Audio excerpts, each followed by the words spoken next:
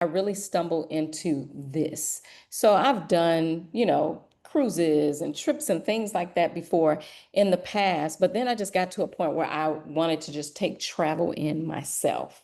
And then having a son who attends school, overseas, I kind of poured myself into that.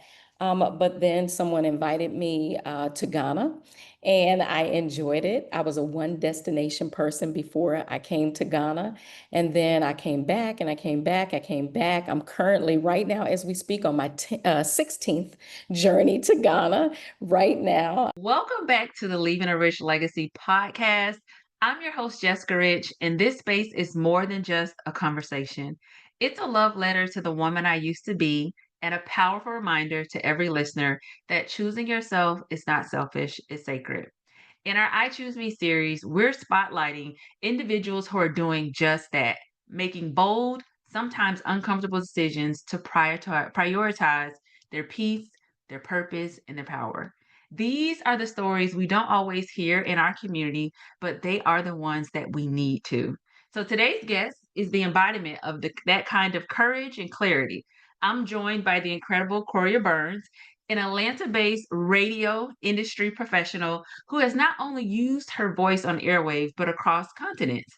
From her first transformative trip to Ghana to hosting group travel experiences and giving back through the Impact Care Center, Coriya has turned her passion into purpose in the most powerful way. Coriya, thank you so much for being here with me today. I know our listeners are in for something special. So thank you. Super excited to have you. Absolutely. And thank you for having me. This is incredible, this movement that you have. And I'm excited to see where the conversation is going to go. Likewise. And so we're just going to jump right in. Your story in itself and what you're doing really has inspired me. And so I'm super excited just to tap in and learn more about you and what you're doing and just about your journey. So I would love to start with you just telling us about yourself. Who is Coriya? Oh, wow. Korea is like many women, we wear a lot of hats, right? I first and foremost, I am a mom, I am a sister, I am a daughter, I am a friend, an aunt, I am a mindset coach, I am an author, I'm a general sales manager, I'm a tour operator. I'm a lot of different things, but the main thing, and I think that what's most important, and let me not definitely not ignore this, I am definitely a child of God. But I am a woman who just decided to prioritize myself and stop putting my own personal goals on the back burner.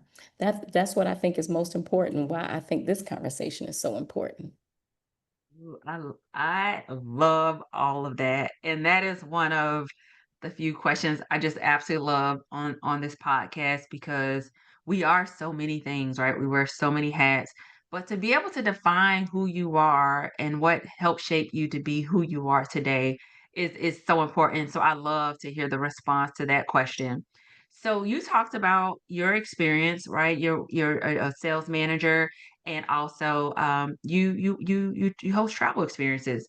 So I would love to know what has your journey looked like from being in the radio industry in Atlanta to hosting global travel experiences. How did you get there? Oh, wow. So I stumbled into it. If I can be really honest, I stumbled into it. I love to travel. I've worked in the travel industry, part-time over the years. But I really stumbled into this. So I've done, cruises and trips and things like that before in the past. But then I just got to a point where I wanted to just take travel in myself. And then having a son who attends school, overseas, I kind of poured myself into that. But then someone invited me to Ghana and I enjoyed it. I was a one destination person before I came to Ghana. And then I came back and I came back, I came back. I'm currently, right now, as we speak, on my 16th journey to Ghana right now. I'm actually in Ghana. And I was in Ghana, Jessica, and my uncle said, I thought I told you not to go back to the motherland without me. And I said, okay, Uncle Charles. So I asked a young lady who I had met in my first introduction, I guess you could say, to Ghana. And we'll probably talk about that a little bit later. But I said, hey, can you put something together for maybe 3 or 4 people? And I said, because, Ghana is not Cancun, right? It's not Jamaica, it's not the Bahamas. Well, Jessica, I'll just tell you that with that one, I guess, plea, my uncle asking, and I told people, hey, I'm going to host this trip on, I think at that point I'd been 9 times. 17 people followed me to Ghana. 17. I can't believe it. You can watch and see it on YouTube. Over 400,000 people have viewed that video. And I think my girlfriend and I, we looked at each other and we just said, we got to keep this going. It brought me joy. And like you said, I was putting me first because I absolutely love, I was going to come to Ghana anyway, again and again and again. I may as well start bringing people with me. So that's how that journey started. So for your first trip that you put together, you had 17 people join you. 17 people. And I Wow. probably would have had more. I tried to cut it off at 12. And then that grew. And then somebody begged for their cousin to come. That's how we got to the odd number. And I knew I just said, okay, first journey, I gotta cut this off. Let's just go with what we have. Um, and some people, Jessica, I didn't even know. I'd never met, had never even laid eyes on. They follow me on social media. And even since then, I ask people, what would make you send me your money? And you don't know me. I didn't have a website. I didn't have an official business, so per se, in the beginning. And she said, I've been following you online for a while. She said, and I just know you exude integrity. And same thing when people watch the YouTube video now. I asked them the same thing, a nurse from New York not long ago. I was like, you don't know me. And she said, I saw everything I needed to see. I felt everything I needed to feel. So I guess my parents did something right. Wow. You that speaks volumes to just what people think about you and your brand, right?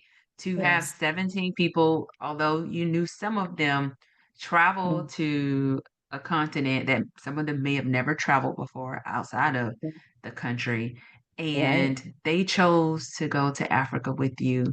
So when you think about that, just that first experience, how do you look back and just think about where you are now from that first experience?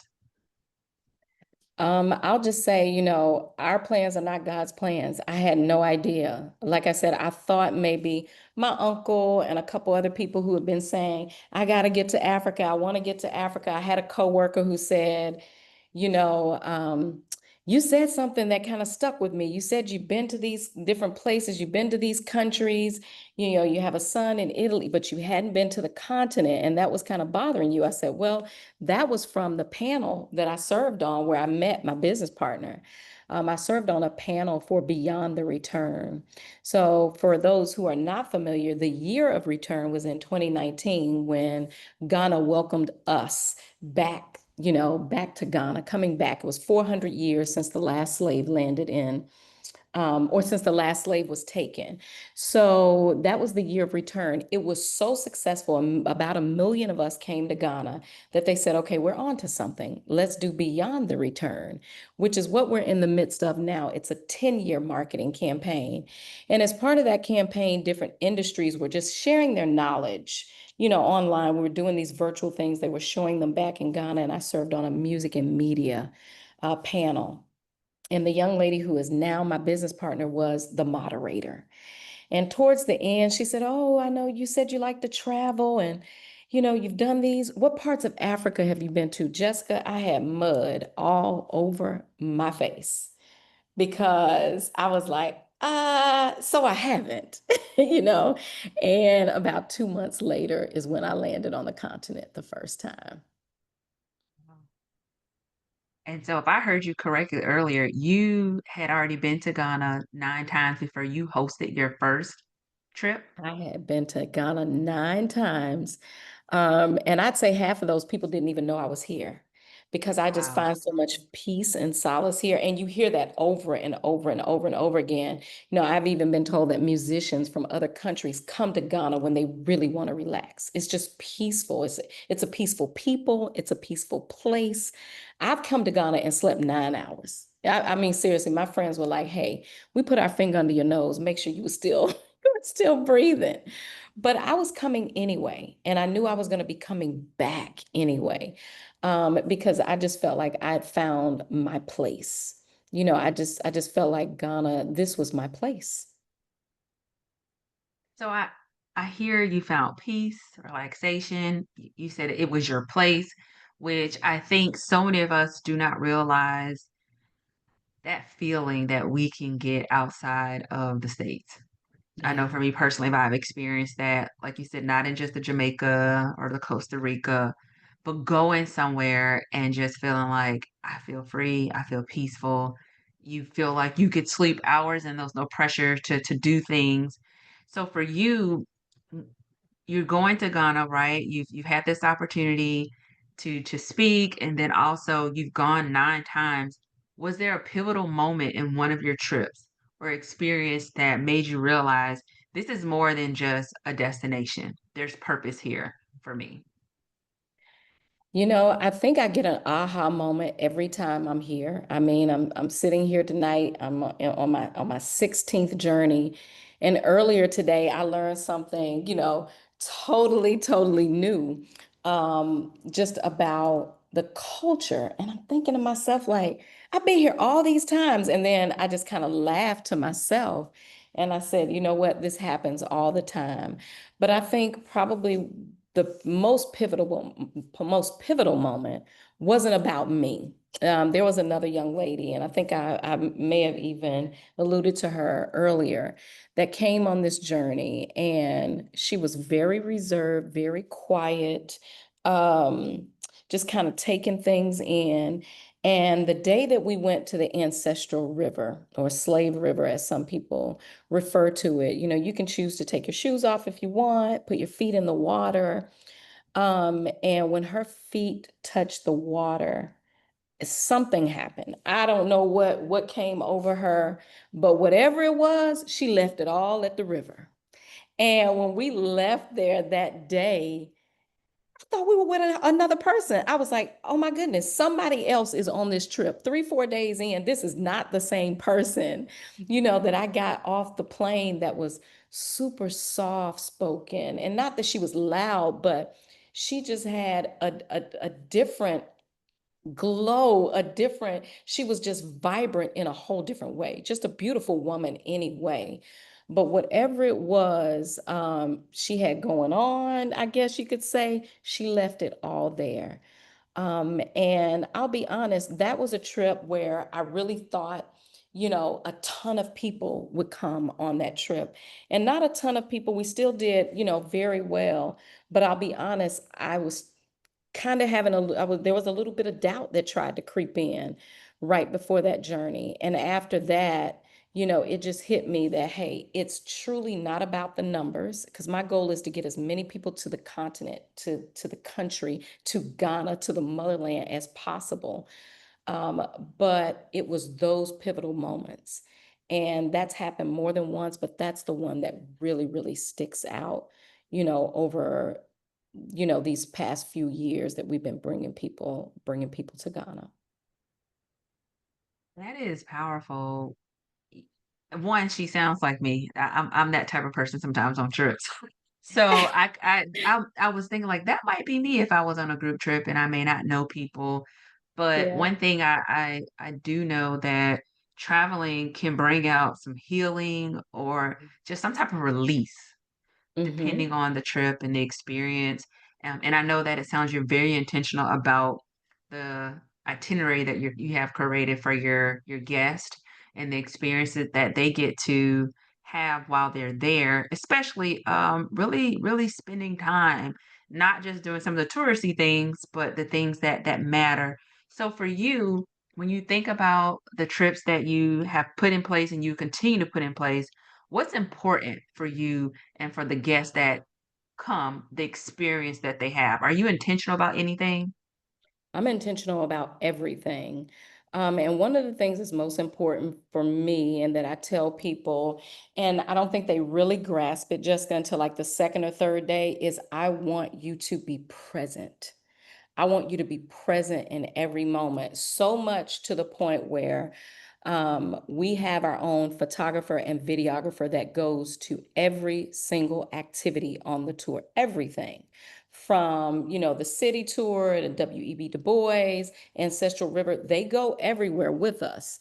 And I tell people, hey, you can get your phone, out, you can take pictures, but it's really not until that second or third day, because what we do is at the end of every day, we drop all those photos in a drive for people to go and grab whatever it is that they want. And then they realize that, hey, I can pose for this selfie, but those candid photos, those photos where they catch me truly present, are the ones that you can't duplicate. You can't put a price on those things. So if it's nothing else that's, most important for me, I want you to get the history. I want you to feel, like you're picking up the truth and not the things that we've been taught in school, because there are going to be a lot of things that get debunked, so to speak.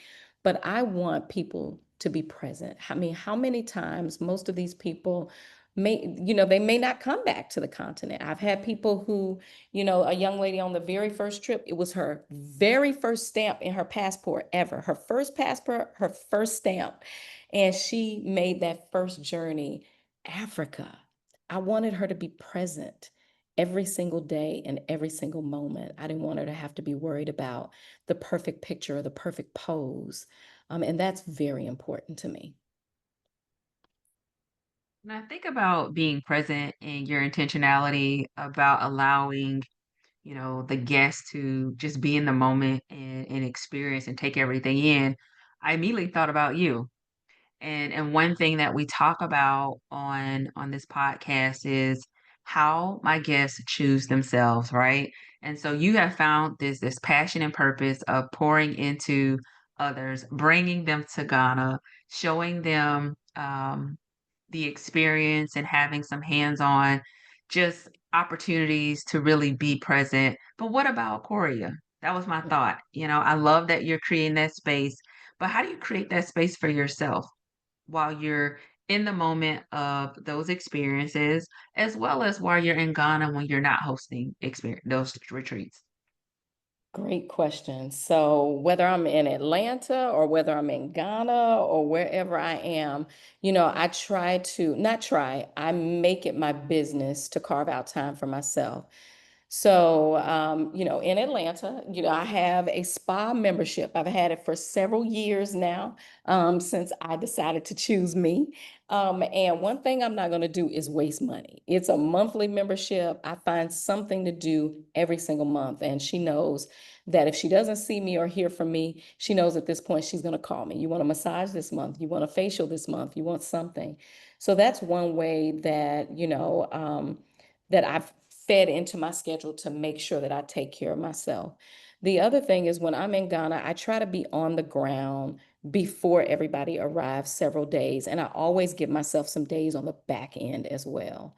That is so that, once people arrive, I am not the run around, be quick, that's not who I am.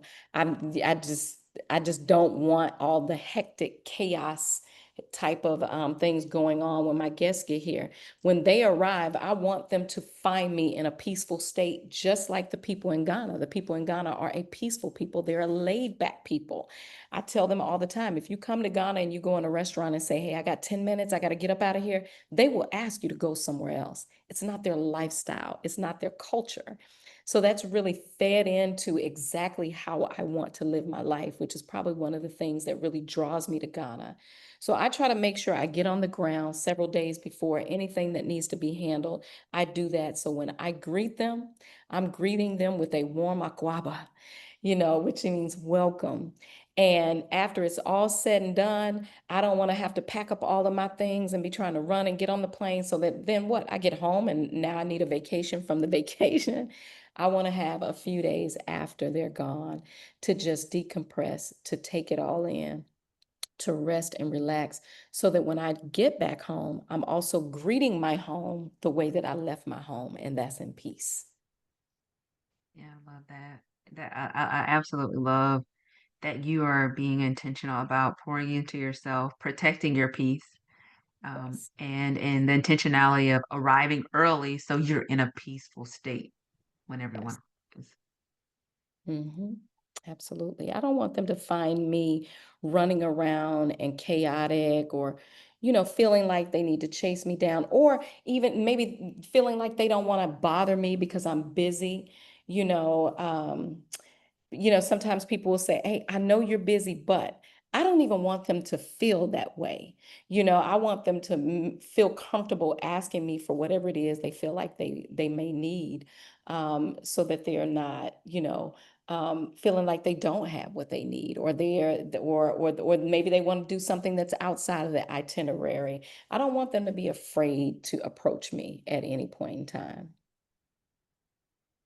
Listening to your story and just your journey of Ghana, being now on your 16th trip there, it one, I'm inspired. I absolutely love it because it is truly a reflection of you choosing yourself. Earlier, you mentioned that your son is in school abroad. And so when I think about the Black and Brown community, sometimes we can be in a box where there's a fear of traveling, whether that's within the states, but to think about going to the second largest continent in the world, right? The thought of going to Ghana and having that experience. I meet a lot of people who are afraid to travel. And sometimes, they are questioning, like, what's the best step, or should I do this?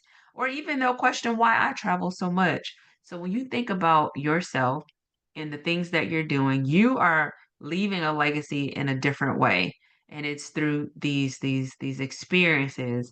So what would you say to the individual who is afraid to travel and would love to go to Ghana but just have a fear of, how do I get there, what do I do, a fear of just the unknown? What would you say to that individual?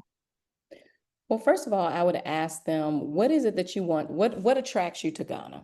That's the first thing. Because if there's no attraction there, if it's just, oh, I just want to check it off my list, then this may not be a popular answer. I'm going to tell them, don't worry about it. Then maybe just don't even put it on your list if it's just something you just want to check off your list. But most of the time, and well, I'll say all of the time, I get somebody who, their answer is, I've always wanted to do this. I want to connect with my roots. I've been here, I've been there. I want to feel, my feet on the ground, in the on the continent, or, I want to explore this. So I asked them, well, what would happen if you never checked that off your list? How would it make you feel if, you start thinking about your dreams getting buried with you? I did this a master class some time ago, and I can't remember the exact name, so please forgive me, but it was along those lines. What happens when your dreams get buried with you? And a lot of times when I ask people that, they find the courage. Like I said, one young lady, she never even had a passport. She got a passport, and that was her first stamp.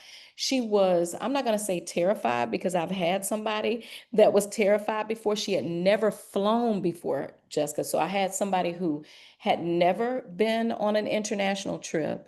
But then last September 2024, I had a young lady who had never been on an airplane in her life, and it was her first.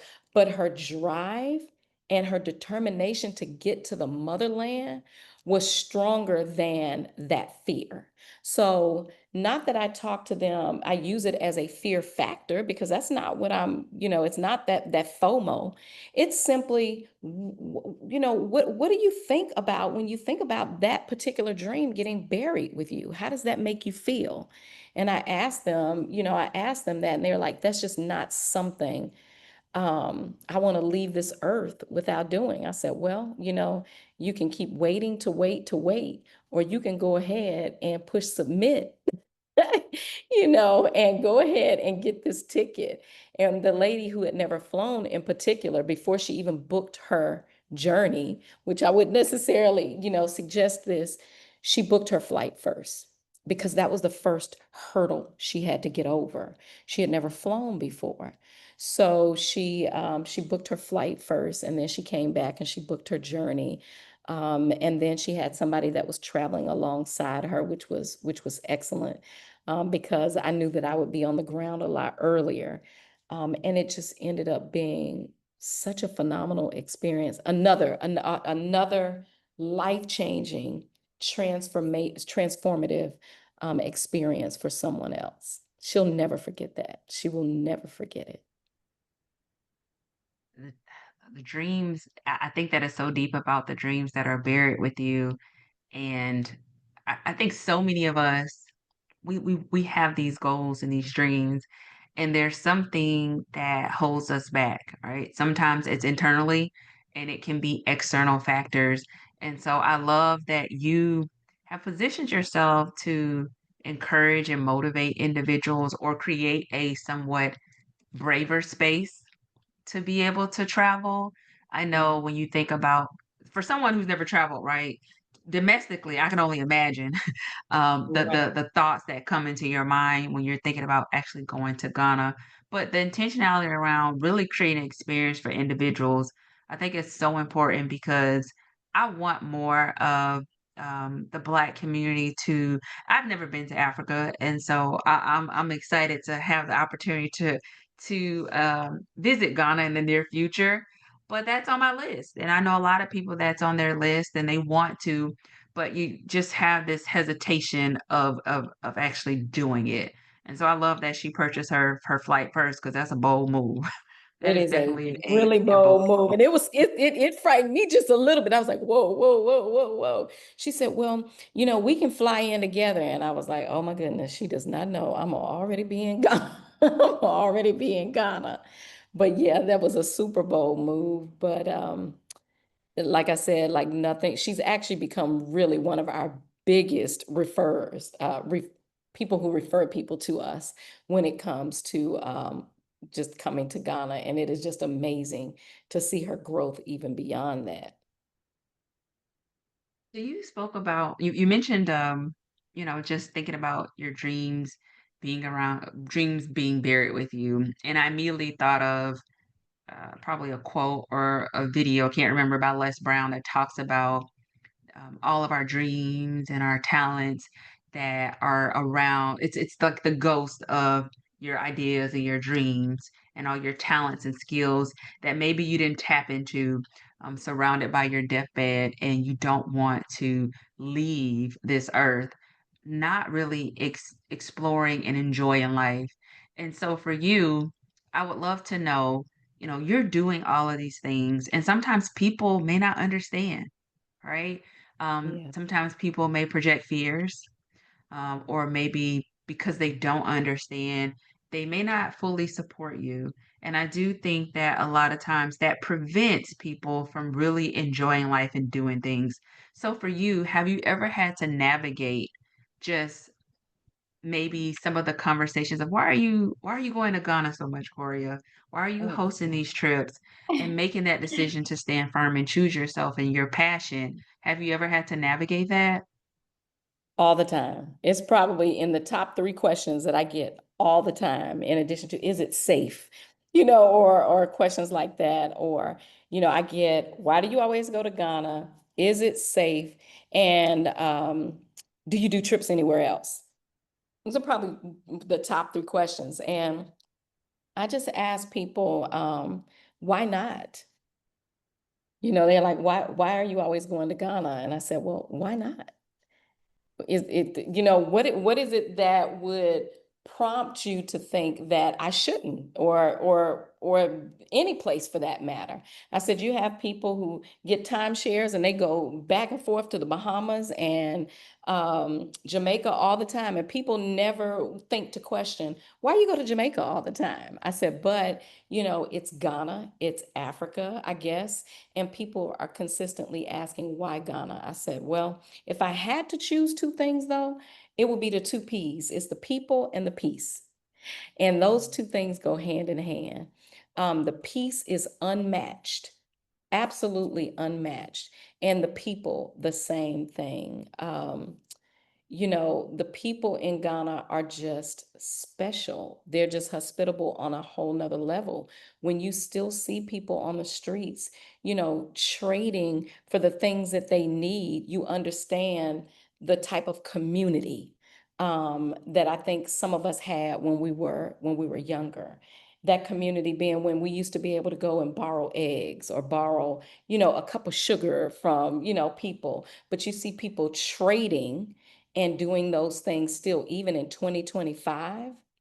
It's absolutely, amazing. So for me, I always say it's the people and it's the peace. Peace. So it's very clear that you're intentional about prioritizing your peace and being in environments where it is peaceful. So do you when life gets hectic, right? And so whether that's you're working in Atlanta or you're in Ghana and you feel like maybe you're getting overwhelmed, you're experiencing a little burnout, do you have any specific self-care practices that you have in place for yourself to kind of get back grounded? Oh gosh, that's a great question too. As strange as it may sound, and it may not sound strange to you because we're both travelers, but travel grounds me. Sometimes that's Ghana. I'm not always in Ghana. I have other destinations, that I visit. I was just in South Africa not long ago. Costa Rica is a beautiful place for me, and the state of Maine, believe it or not. There are just certain places I know that are just grounding for me. If it's not Ghana, it could be somewhere else. But for me, it's travel. And I saw somebody post something one day, and it says, it was something to the effect, craft a life that you don't have to take a vacation from. And I just kind of, tilted my head and thought about it. And, I was like, am I going, is this trying to guilt me into not traveling when I want to, or when I feel like I want to get away and just get grounded? And I thought to myself, we all need a getaway. For some people, it's travel. For some people, it's, retail therapy. For some people, it's spa treatments. For some people, it's, prayer and meditation. It's different for everybody. And I thought to myself, self, your thing is travel. That's the thing that grounds you. And once again, going back to choosing me, that's what's good for me. And so I immediately, got rid of all the guilt, the anxiety, or whatever it was that post tried to impress upon me, and was just comfortable with who I am, what I love, and what puts me back in that space that I want to be in and start fresh or get reignited. Honestly, listening to your journey, it sounds like your life, you've created a space where you don't have to take a vacation Yeah. because Yeah. it's so peaceful and you're intentional about it. And so I can see how posts like that, social media is just so interesting. But I can see how sometimes we see things and you kind of internalize and start to question. But Hmm. I'm on the outside looking in, right? It to me, it sounds like your life, you've created a space where it's almost like a vacation because Yeah. you are intentional about the continued cycle of establishing peace at home in Atlanta, but then Right. also traveling to another place of peace, which is Ghana, in Yes. addition to your other travels. Yeah, absolutely. Totally agree. That is it. That is it in a nutshell. And like I tell people all the time, even my coaching clients, I can give you suggestions about what that is or what it could be, but at the end of the day, you must decide what it is for you. And whatever it is for you, be unapologetic about it. Be absolutely unapologetic about whatever that thing is for you, that grounds you and helps you to bring you back, into balance. And stick with it. You don't have to jump on every bandwagon because it's popular, or because it's fresh, or because it's what everybody is doing, or what everybody else says, will get you back to that place. Find your it, and then stick to it and be unapologetic about it.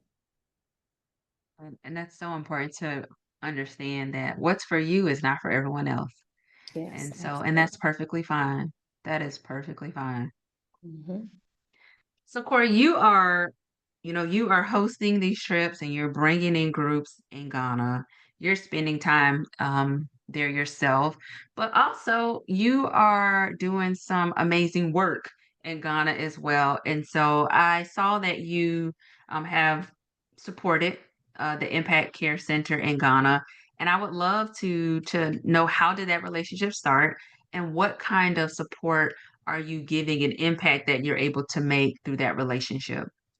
Oh, wow, that's an incredible question. So, Impact Care Center is just one of the, I guess, causes that we support. We have a big initiative with autism, but the way that the Impact Care Center came about is she's been doing this work, this young lady, for years.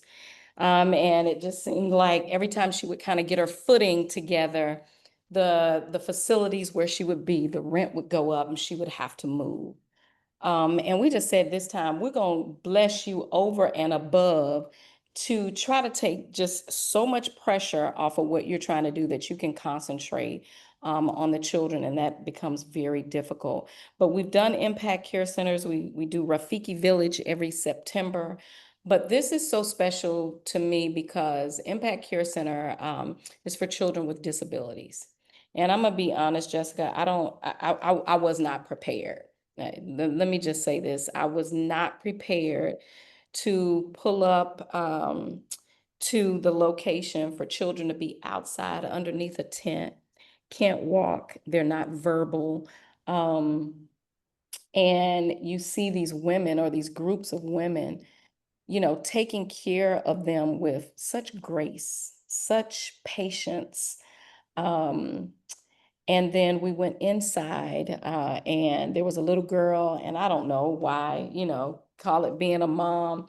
I sat next to her on the floor, and she started to have a seizure.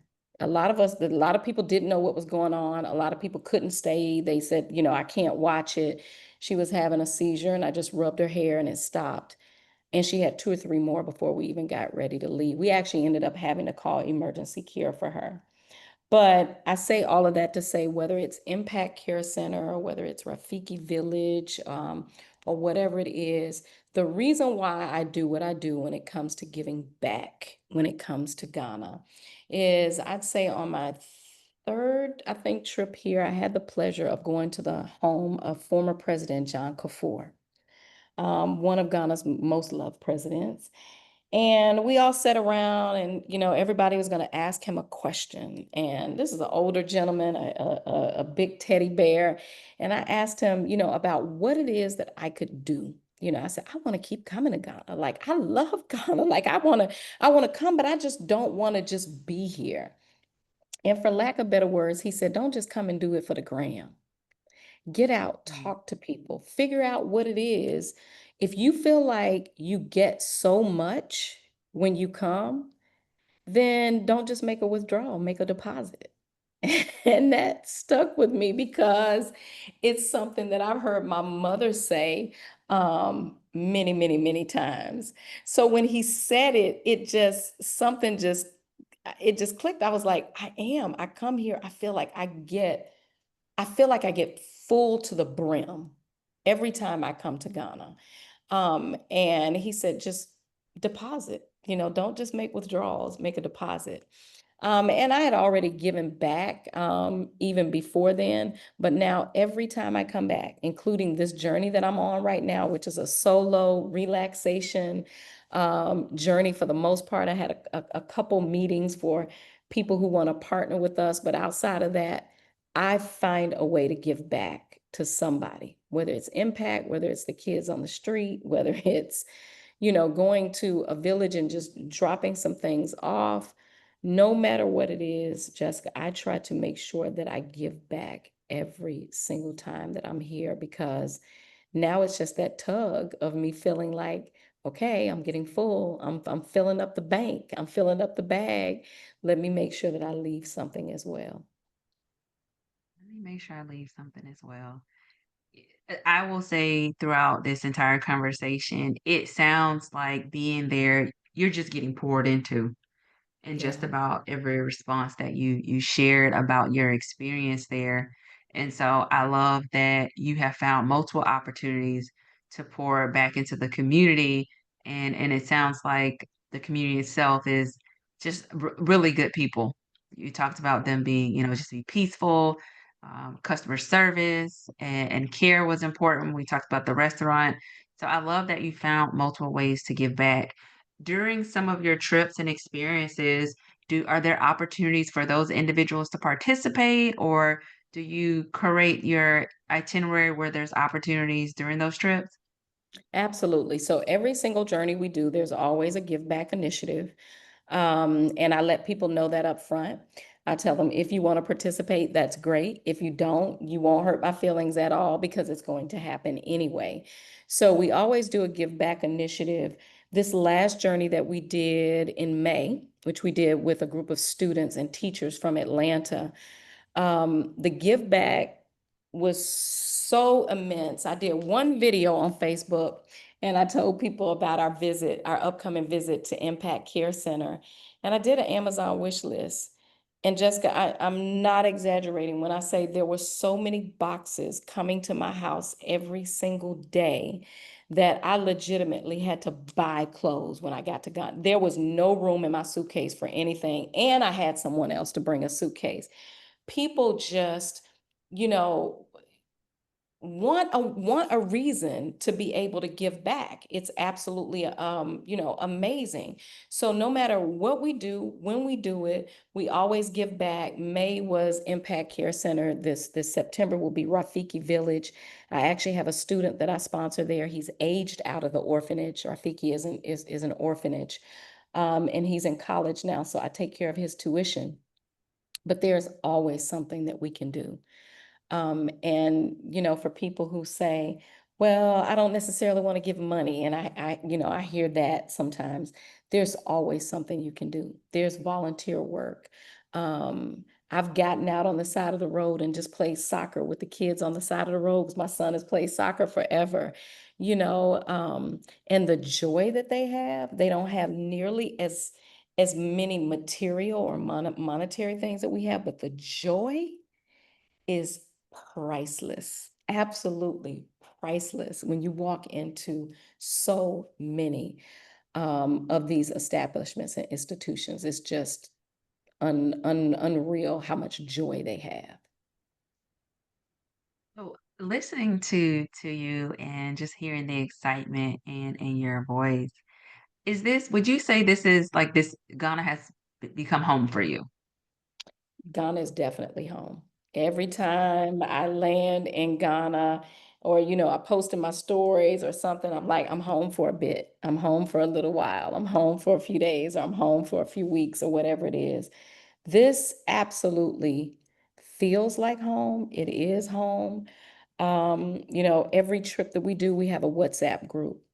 And from the very first one back in 2023, all of those WhatsApp groups are still active because the people who come together, they become family, right? So there are a few people who've been back with me 2 or 3 times. There's well, 2 times. Somebody's been twice. And then there's another young lady who's been 4. And then I have a few people who are coming back for their second time this year. And it's always like, are you going home? When are you going home? Can you bring me back something from home? Because a lot of the vendors that I deal with, because I'm all things Ghanaian when we get to Ghana, and they know that. Can you bring me this back? I ordered this dress, or I ordered this suit, or I ordered this jewelry. Can you bring me back this when you go home? It's just it's a magnet, I guess you could say. It's just something that draws you in. And again, just you just feel like you're at home. At home. So Yeah. you are there now on a solo trip, which Hmm. I think is amazing. I think there's so much that we can learn about ourselves during solo travel, those moments of stillness, being present in the moment, and just really reflection and being at peace. So, when was the first time you traveled alone? I meet a lot of women in my community, specifically with coaching. I coach women, and I highly encourage them to travel solo. I think it is an opportunity to really have a different experience when you can go somewhere by yourself and really get to not only connect wherever you are, but then also be able to connect with yourself. So when was the first time you traveled by yourself out of the country? Let's see. I think probably college. It was on, I won't say it was only the Bahamas, but it was the Bahamas. I think that was my first solo journey. And it wasn't even supposed to be a solo journey, but somebody dropped out at the last minute. Girlfriend of mine dropped out. It's funny because she was on this last trip to Ghana, but she was not able to go last minute. And I really considered canceling. And then I just said to myself, self, why? Why are you canceling? Why? You've got this beautiful resort that is booked. You are an adult, you have an opportunity to go to this beautiful place. Why would you cancel? And I just decided that I wasn't. I wanted to go. I love the beach. I love the water. I'm a total beach bum, a water girl. So I went and I had an amazing time. Amazing. And I think, yeah, college, that was the first solo trip that I took. So you have been a solo traveler for a while then. You got over that initial fear of taking the first trip and you've been able to carry that forward. So that's pretty impressive. Absolutely. So outside of Ghana, you mentioned that you do a lot of traveling just in general. And so when I think about legacy, it's more than just generational wealth as far as like financially.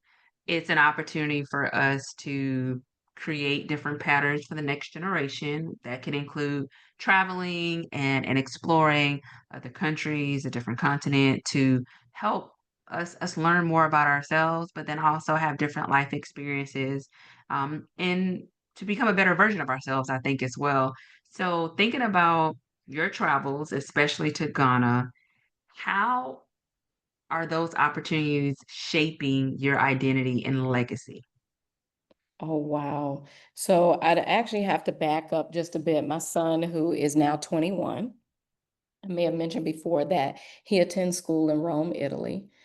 And when Bryce was younger, I think he probably took his first international trip at about 3.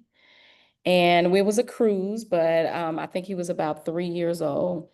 But, as a single mom for a very long time, I just decided that video games had no value, tennis shoes had no value. But me being able to expose my son to things that my parents couldn't necessarily had value. And I would always try to find some type of educational piece to tie into it. But when my son was about 9, and we'd been to some Caribbean islands, Mexico, some things like that. We'd been on some cruises at that point. He came home and he said, you know what, we studied, I think it was the Paris Treaty or the Treaty of Paris. I can't remember what it's called. And I said, okay.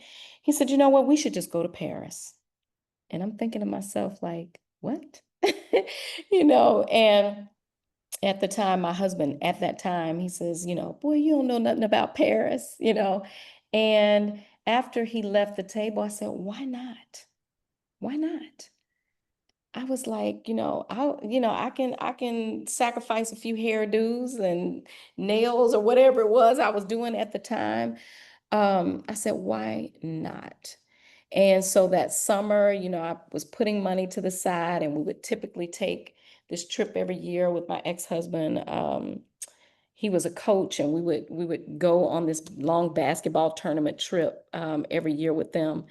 And so that year, instead of going on that trip, he thought we were getting ready to leave and go to Las Vegas.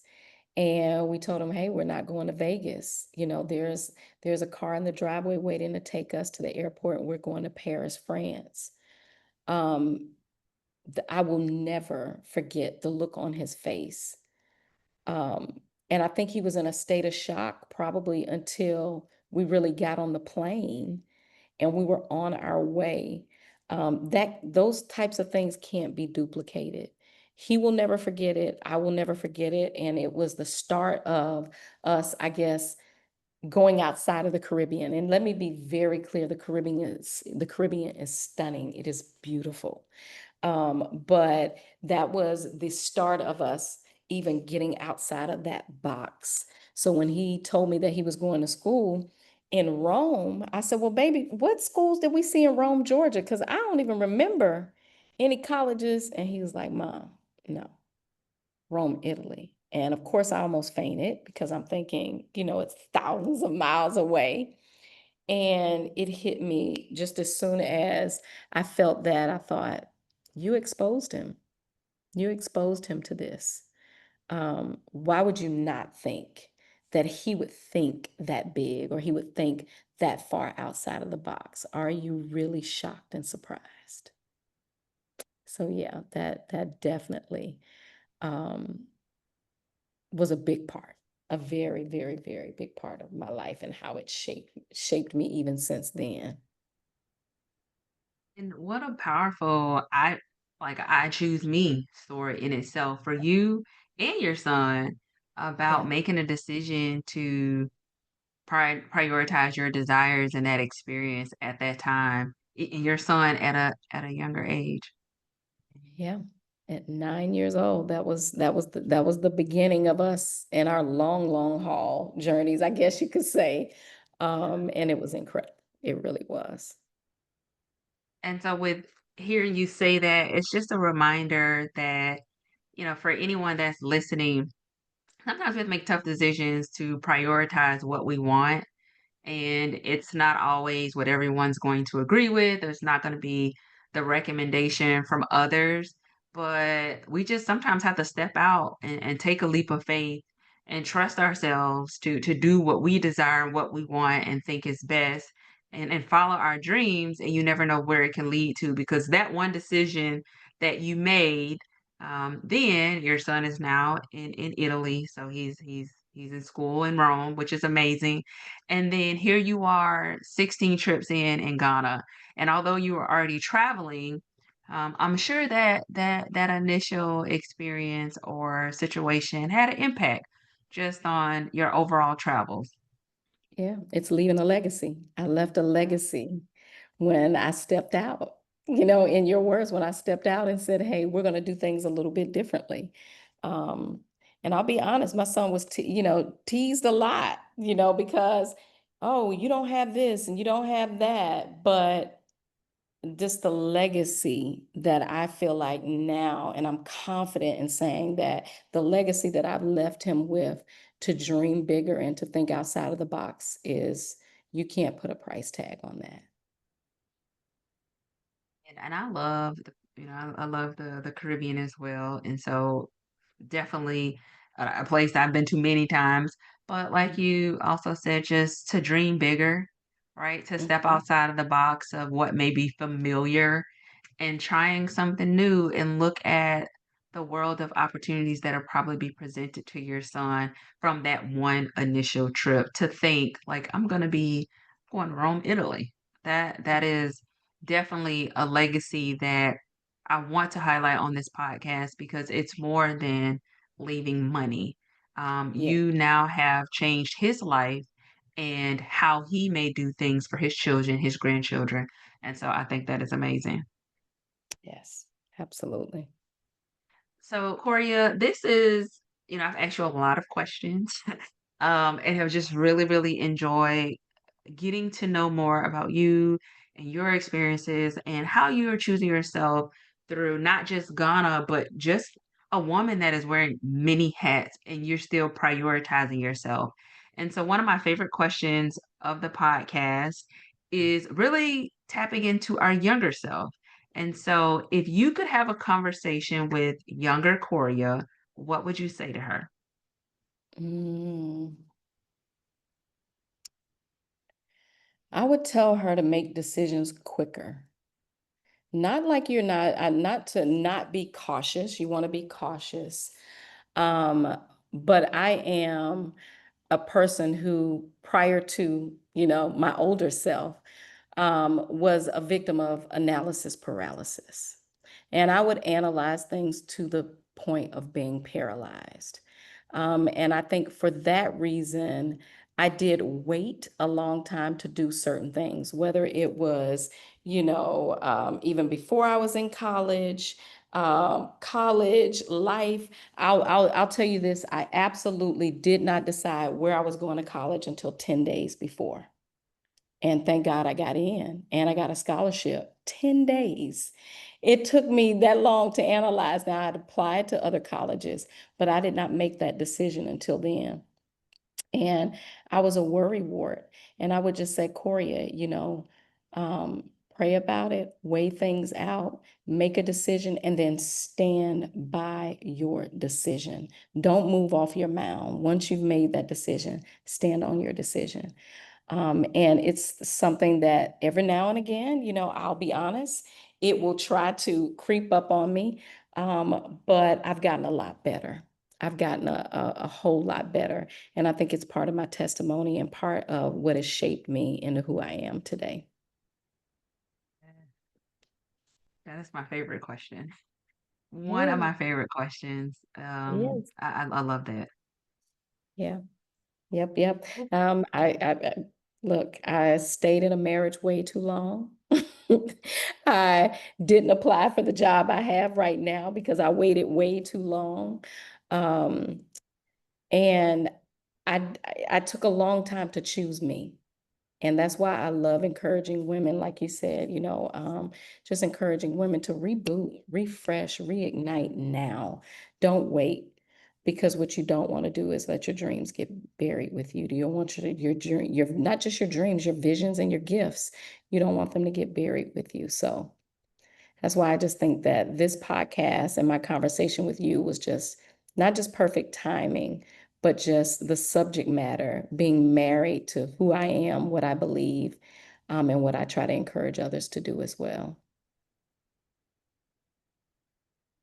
Well, my next question was going to be if there's anything else that you would like to share that you didn't get opportunity to capture earlier, but that in itself was powerful for you just to share. There are things in life that you kind of just waited and hesitated on, although you're Yes, still here, right? And right. you have the sales manager opportunity. You're still a radio personality. You're in Ghana. Hmm. You're traveling. But you're aware that there are some things that you kind of waited on and could have done quicker. And so it is a part of your testimony, right? And shaping who you are. And of course, we know timing is we can't control God's timing. And so the timing of it may have been perfect for you. And so I Right. think that alone is a great way to close us out. But I do want to ask, is there anything else that you would like to share with the listeners? No, the only other thing I think is, if you have a dream, a vision, or a goal, it's yours. It's yours to conquer. It's yours to go after, whether you have support or not. Sometimes that's going to be travel. You can't wait for the cousin group all the time. You can't wait for the group chat to get it together all the time. Sometimes you just got to step out there and do it for yourself. So again, whether it's travel or whether it's anything else, I just want to encourage everybody who's listening, take that first step. It's the first step that matters, and that gets you way past the halfway point. It's that first step, that will matter the most, and you'll thank yourself later. You'll thank yourself immensely later. Mm, just take that leap. Just step Yes. out. And once you that take that first step, it will open so many doors and opportunities. So I just thank you so much for your time today, sharing about your journey, all the amazing things that you're doing. Is there any, so do you have any trips that are coming up that you would like to share? Sure. And also, how can people connect with you and follow your journey and all the amazing things you're doing? Absolutely. Thank you for asking. So right now we have a journey that is coming up, August 30th through September 7th. That's going to be the next journey on our list. And then we have a luxury brassiere experience, which is Come Home, November 1st through the 7th. And that is going to be an amazing, amazing journey. You can find it all on our website, welcome to the motherland.com. You can also follow us at Welcome to the Motherland Tours. online, and my travel brand, Go Travel Chick. That's where I kind of set aside all of my own personal travels. And then I'm sure you guys probably know my personal, my Coriya Burns, or just Coriya. So some things going on there, but they're all good things and they all work together. Awesome. And I will definitely be sure to include how people can connect with you. I personally am looking forward to experiencing Ghana with you and your group. This is definitely, this is check the box that it's definitely going to happen. But I just appreciate you sharing your story and just being so open about everything that you're doing. Absolutely. Thank you so much for having me. Well, thank you, Coria, for reminding us that choosing yourself doesn't always come easy, but it is definitely worth it. And from the moment that you landed in Ghana to the way that you're now pouring into others through just the impact work that you're doing, your journey truly is a living and breathing legacy. So, to everyone listening, maybe you've been waiting for a sign to book the trip, start your healing journey, get out of the group chat, or just finally say yes to yourself.